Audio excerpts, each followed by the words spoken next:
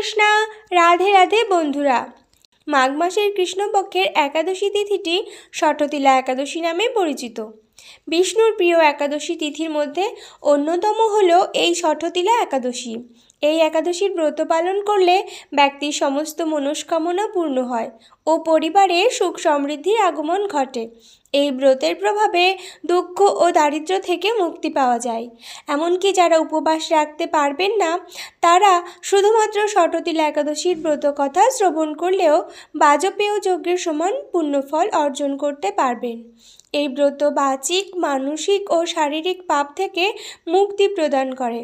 ষঠতিলা একাদশীর উপবাস করলে কন্যাদান, 1000 বছরের তপস্যা ও যজ্ঞের সমান ফল পাওয়া যায়।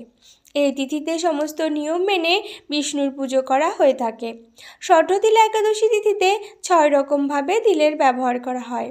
এই তিথিতে তিল দিয়ে স্নান, তিল অর্পণ, তিল দান, তিলযুক্ত ভোজন, তিল দিয়ে যজ্ঞ ও তিল মেশানো জল পান করা হয়। এই ব্রতের প্রভাবে নারায়ণ প্রসন্ন হন ও ব্যক্তি মোক্ষ লাভ করতে পারে। তাই ভক্তি সহকারে এই ষঠতিলা একাদশী ব্রত পালন করা আমাদের সকলের জন্য অত্যন্ত গুরুত্বপূর্ণ।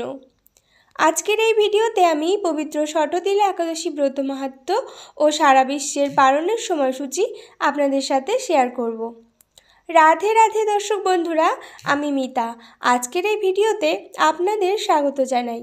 বন্ধুরা, আশা করি গোবিন্দের কৃপায় আপনারা সকলে খুব ভালো আছেন। বন্ধু, আপনি যদি এই চ্যানেলে নতুন হন তাহলে চ্যানেলটিকে সাবস্ক্রাইব করে পাশে থাকা বেল আইকনটি ক্লিক করে যাবেন। আর ভিডিওটি ভালো লাগলে লাইক করবেন আর কমেন্টে লিখবেন জয় রাধা গোবিন্দের জয়। এবং ভিডিওটি আপনার পরিচিত বন্ধু বান্ধব ও আত্মীয় স্বজনদের উদ্দেশ্যে শেয়ার করবেন এবং ভিডিওটি অবশ্যই শেষ পর্যন্ত দেখবেন। দর্শক বন্ধুরা, আপনারা যারা একাদশী ব্রত পালন করতে পারেন না, তাদের কাছে আমার বিনীত অনুরোধ, আপনারা কৃপা করে একবার হলেও এই মাহাত্ম্য কথা শ্রবণ করুন। একাদশী পালনের পুণ্যফল লাভ হবে। ষঠতিলা একাদশী। মাঘ মাসের কৃষ্ণপক্ষের ষঠতিলা একাদশীর মাহাত্ম্য ভবিষ্যোত্তর পুরাণে বর্ণিত আছে। যুধিষ্ঠির মহারাজ বললেন, হে জগন্নাথ, মাঘ মাসের কৃষ্ণপক্ষের একাদশী তিথির নাম কি, বিধি বা কি এবং তার কি ফল, সবিস্তারে বর্ণনা করুন। তদুত্তরে ভগবান বললেন, হে রাজন, এই একাদশী ষঠতিলা নামে জগতে বিদিত। একসময় দালভ্য ঋষি মুনিশ্রেষ্ঠ পুলস্তকে জিজ্ঞাসা করেন, মর্তলোকে মানুষেরা ব্রহ্মহত্যা, গোহত্যা, অন্যের সম্পদ হরণ আদি পাপকর্ম দ্বারা নরকে গমন করে। যাতে তারা নরকগতি থেকে রক্ষা পায় তা যথাযথভাবে আমাকে উপদেশ করুন। অনায়াসে সাধন করা যায় এমন কোনো কাজের মাধ্যমে যদি তাদের এই পাপ থেকে উদ্ধারের কোনো উপায় থাকে তবে তা বলুন।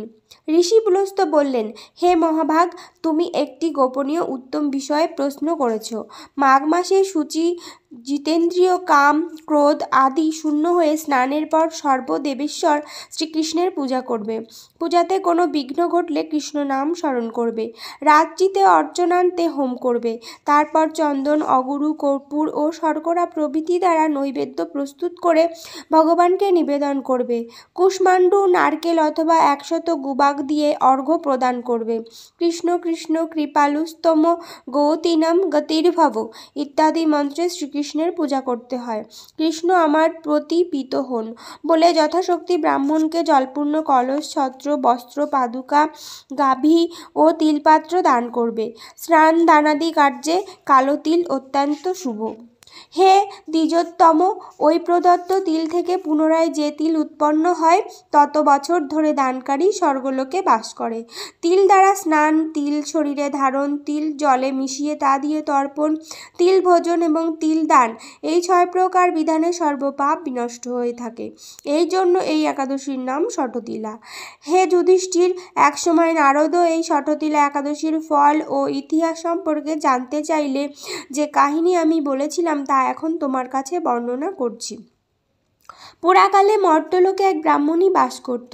সে প্রত্যহ ব্রত আচরণ ও দেবতা পূজা পরায়ণ ছিল। উপবাসক্রমে তার শরীর অত্যন্ত ক্ষীণ হয়ে গিয়েছিল।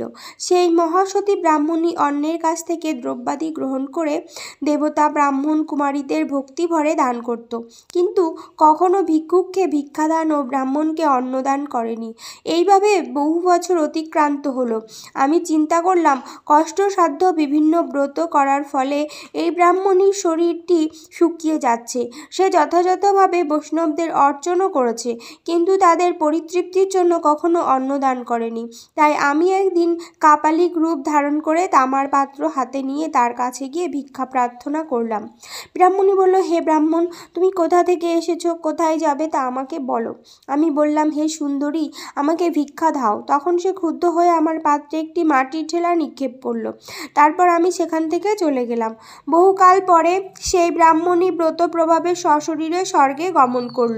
মাটির ঢেলা দানের ফলে একটি মনোরম গৃহ সে প্রাপ্ত হলো। কিন্তু হে নারদ, সেখানে কোনো ধান ও চাল কিছুই ছিল না।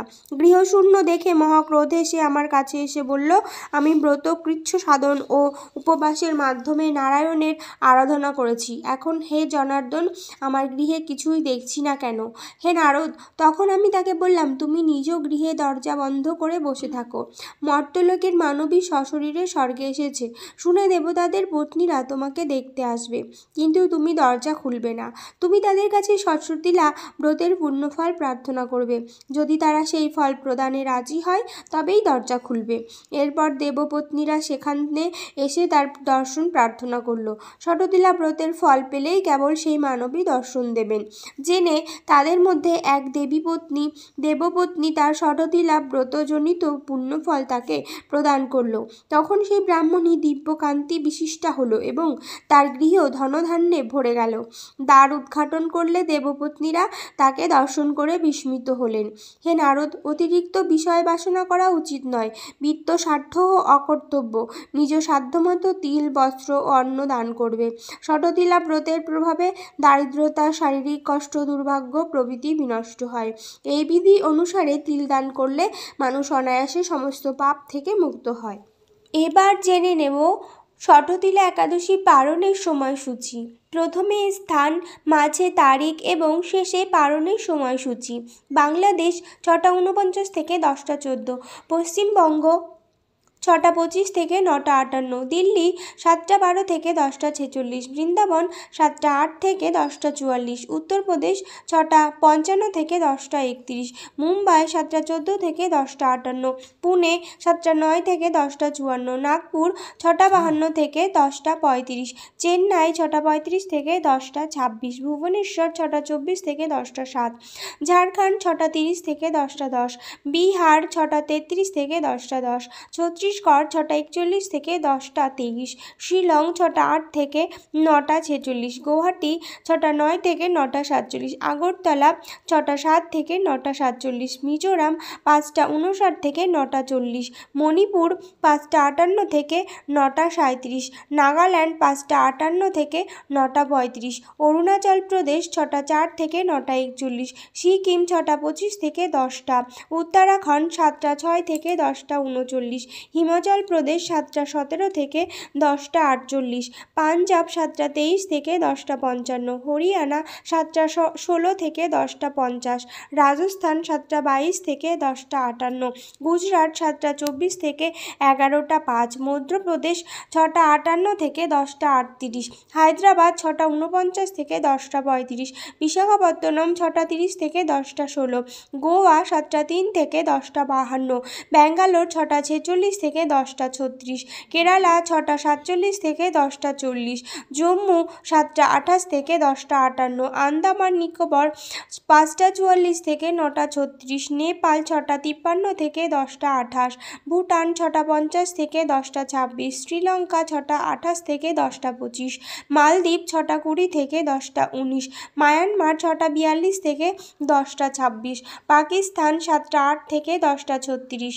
মালয়েশিয়া 7টা 26 থেকে 11টা 26, সিঙ্গাপুর 7টা 15 থেকে 11টা 16, ইন্দোনেশিয়া 5টা 53 থেকে 10টা 1, ব্রুনেই 6টা 35 থেকে 10টা 33, থাইল্যান্ড 6টা 45 থেকে 10টা 35, কম্বোডিয়া 6টা 25 থেকে 10টা 16, ভিয়েতনাম 6টা 35 থেকে 10টা 17, ফিলিপাইন 6টা 25 থেকে 10টা 14, তাইওয়ান 6টা 38 থেকে 10টা 17, জাপান 6টা 45 থেকে 10টা 11, দক্ষিণ কোরিয়া 7টা 40 থেকে 11টা 3, বেইজিং 7টা 27 থেকে 10টা 47, হংকং 7টা 3 থেকে 10টা 45, অস্ট্রেলিয়া 8টা 10 থেকে 10টা 55, নিউজিল্যান্ড 10টা 10 থেকে 11টা 8, দুবাই 7টা 6 থেকে 10টা 42, সৌদি আরব 6টা 37 থেকে 10টা 16, বাহরাইন 6টা 24 থেকে 10টা 1, কুয়েত 6টা 40 থেকে 10টা 13, কাতার 6টা 19 থেকে 9টা 57, ওমান 6টা 48 থেকে 10টা 28,